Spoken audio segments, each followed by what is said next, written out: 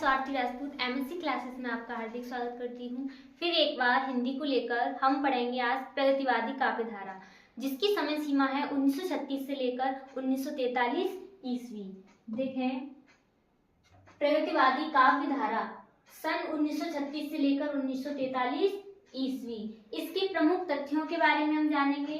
तो देखें, इस युग की प्रगतिवाद का पहला अधिवेशन 1936 ईस्वी में लखनऊ में हुआ, जिसके सभापति प्रेमचंद्र थे। मतलब 1936 में इसका पहला अधिवेशन लखनऊ में हुआ था, जिसके सभापति थे हमारे प्रेमचंद। फिर है हमारा दूसरा पॉइंट, सुमित्रा नंदन पंत का काव्य संग्रह युगवाणी प्रगतिवाद का प्रथम काव्य संग्रह है। ये बहुत बार पूछा गया है कि प्रगतिवादी काव्यधारा का प्रथम जो काव्य संग्रह वो किसका है, तो वो है हमारे सुमित्रा नंदन पंत, जिसका इनका काव्य संग्रह है युगवाणी। फिर अगला पॉइंट है हमारा प्रगतिवाद शब्द का सर्वप्रथम प्रयोग 1942 ईस्वी में मुक्तिबोध ने अपने एक लेख प्रगतिवाद एक दृष्टि आगामी कल में किया था। मतलब कि प्रगतिवाद जो शब्द है वो किसने प्रयोग किया, तो मुक्तिबोध ने 1942 ईस्वी में। फिर हमारे प्रगतिवादी काव्यधारा के प्रमुख कवि नागार्जुन, रामधारी सिंह दिनकर, डॉक्टर रामविलास शर्मा, आप देख रहे होंगे शिवमंगल सिंह सुमन, ये इस युग के प्रमुख कवि हैं।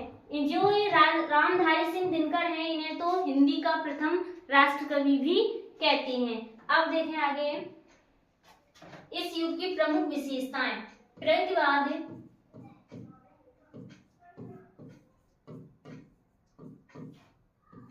प्रगतिवादी युग या काव्यधारा, क्योंकि यह छायावादोत्तर युग की दो काव्यधाराएं, प्रगतिवादी काव्यधारा और प्रयोगवादी काव्यधारा, तो इसे मतलब प्रगतिवादी युग भी बोल सकते हैं। तो प्रगतिवादी युग की प्रमुख विशेषताएं।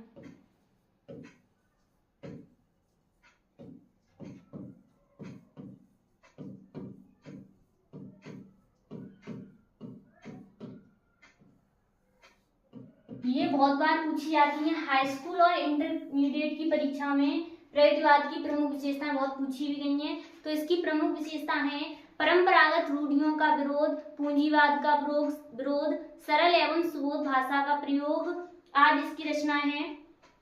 तो देखो, पहली है हमारी परंपरागत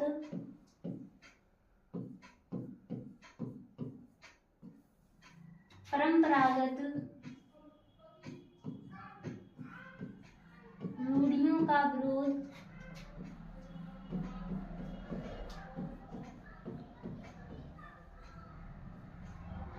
दूसरी है पूंजीवाद का विरोध,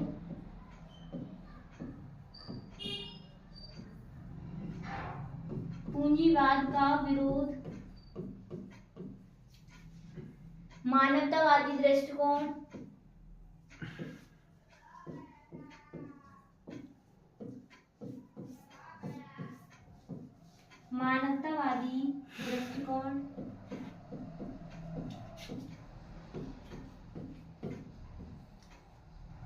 और चौथी है हमारी सरल एवं सुबोध भाषा का प्रयोग। सरल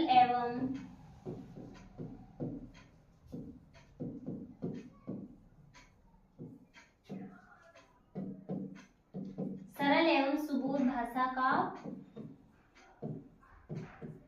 प्रयोग। ये इस युग की प्रमुख विशेषताएं हैं। पहली है परंपरागत रूढ़ियों का विरोध, मतलब कि पिछली जो पीढ़ियों से चली आ रही हैं उन रूढ़ियों का विरोध है, परंपरागत रूढ़ियों का विरोध। दूसरी हमारी पूंजीवाद का विरोध, और तीसरा हमारा मानवतावादी दृष्टिकोण। फिर हमारी सरल एवं सुबोध भाषा का प्रयोग। इस युग में बहुत सरल भाषा में कविताएं की गई हैं, रचनाएं लिखी गई हैं बहुत सरल भाषा में। तो आज के लिए इतना ही, धन्यवाद।